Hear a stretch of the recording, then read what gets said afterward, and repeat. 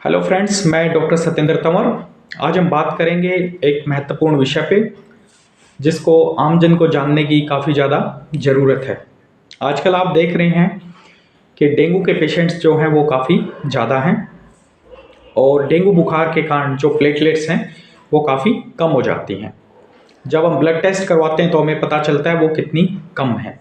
आप कहीं से भी इलाज करवा रहे हैं, आप गाँव में दिखा रहे हैं, शहर में दिखा रहे हैं या कहीं भी पॉलीक्लिनिक पे कहीं भी आप दिखा रहे हैं, तो एक तो नियमित जांच जरूर करवाएं, क्योंकि ब्लड टेस्ट से ही आपको पता चलता है कि आपकी प्लेटलेट्स एग्जैक्टली कितनी हैं। एक रिपोर्ट करवा के उस पर ही ना रुकें। एक रिपोर्ट अगर हमने करवा ली, उसमें प्लेटलेट थोड़ी सी बॉर्डर लाइन पे या थोड़ी सी कम है, तो उसको रिपीट जरूर करें। 24 घंटे या 48 घंटे के बाद रिपीट जरूर करें। उससे हमें पता चलता है कि प्लेटलेट्स बढ़ रही हैं या फिर प्लेटलेट्स घट रही हैं।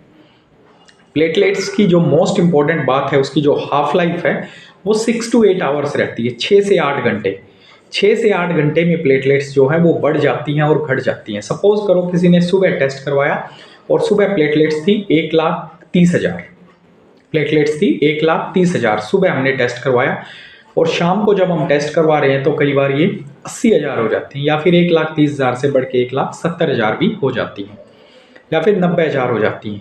वो डिपेंड करता है कि शरीर में जो वायरस का जो हमारे प्रकोप है, जो जितनी उसकी एफिकेसी है या फिर जितनी वो अफेक्ट कर रहा है बॉडी पे, वो कितनी मात्रा में कर रहा है, उसके अकॉर्डिंग ये कम ज़्यादा होती हैं। तो एक रिपोर्ट करवा के ना रुकें। सबसे मोस्ट इंपॉर्टेंट चीज़ ये है, दोबारा जांच जरूर करवाएं। दूसरा आता है क्या खाएं क्या पिएं। डेंगू के पेशेंट्स या जब भी प्लेटलेट्स कम होती हैं तो चारों तरफ बकरी के दूध की तरफ सभी भागते हैं और बकरी का दूध कई बार नहीं मिल पाता शहरों में, या फिर उसकी स्कैर्सिटी हो जाती है या फिर अमाउंट ज़्यादा हो जाता है, कई बार नहीं अफोर्ड कर पाते हैं। देखिए, डेंगू में एक जो मोस्ट इम्पॉर्टेंट बात है, आप कोई भी लिक्विड ले सकते हैं। वो लिक्विड कुछ भी हो सकता है। सिंपल आपका ORS का जो पैकेट आता है वो हो सकता है, उसको पानी में मिला के आप पी सकते हैं। बकरी का दूध या कोई भी दूध आप ले सकते हैं लिक्विड, उसमें पानी मिला के ले सकते हैं। ग्लूकोन डी ले सकते हैं, नारियल का पानी ले सकते हैं, सिंपल नींबू पानी ले सकते हैं। कुछ भी चीज़ अवेलेबल नहीं है तो सिंपल पानी में नमक चीनी मिला के, उससे क्या होता है, नमक से हमारा सोडियम और चीनी से हमारी ग्लूकोज मेंटेन हो जाती है। अगर आपको कोई कॉन्ट्राइंडिकेशन नहीं है, भाई शुगर नहीं है आपको या और कोई प्रॉब्लम नहीं है, तो वो सिंपल सॉल्यूशन बना के भी आप घर पे ले सकते हैं।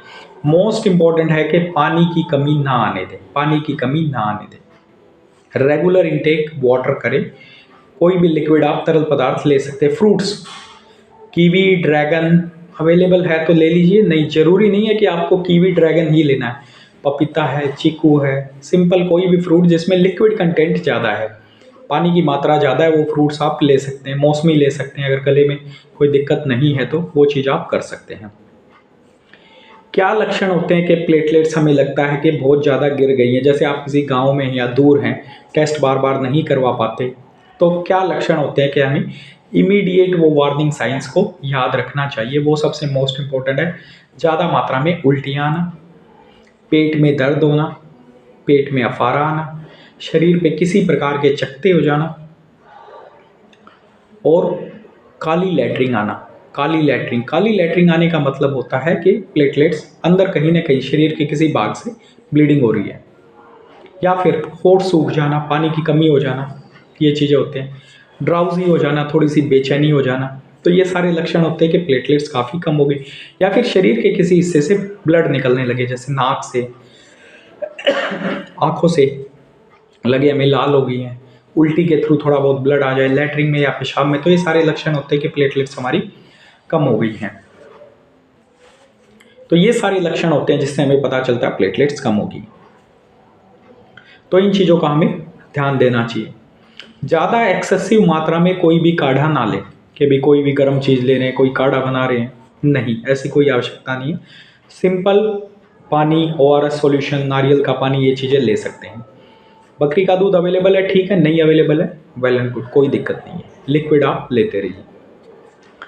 जब वायरस शरीर से जिसका जो प्रभाव है वो कम होता है, धीरे धीरे प्लेटलेट्स ही बढ़ने लगती हैं। तो आपको मोस्ट इंपॉर्टेंट चीज़ ये ध्यान देने की ज़रूरत है, क्या खाएं क्या पिएं, मोस्ट इंपॉर्टेंट होता है।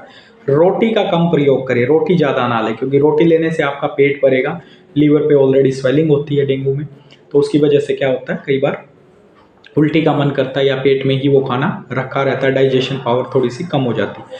लिक्विड्स क्या होते हैं, ईजी टू डाइजेस्ट होते हैं, डायरेक्ट आपको रिहाइड्रेट जल्दी से करते हैं, तो ये चीज़ों का आप ध्यान रख सकते हैं। जो वार्निंग साइंस बताए हैं जिसमें प्लेटलेट्स काफ़ी कम हो जाती हैं, उनको ध्यान में ज़रूर रखें, आप इनको ध्यान में रखें। और नियमित रूप से चेक जरूर करवाएं। आप कहीं से भी इलाज करवा रहे हैं, आपने एक बार चेक करवा ली उस रिपोर्ट्स को, तो बुखार आ रहा है बार बार या बुखार आना बंद भी हो गया लेकिन आपको शरीर में कमजोरी सी फील हो रही, तो प्लेटलेट्स को जरूर चेक करवाएं। जैसे पहले 2 से 3 दिन बुखार तेज रहता है, बुखार आना बंद हो गया, लेकिन आपने दूसरे तीसरे दिन जो प्लेट करवाई उसमें प्लेटलेट्स बॉर्डर्स पे थी। यूजुअली जो प्लेटलेट्स की मात्रा होती है वो होती है हमारी 1.5 लाख से 4 लाख तक नॉर्मल होती है, बीच में रेंज रहेगी। किसी की 1.25 है, 2 है, 2.5 है, 3 है, 3.5 है।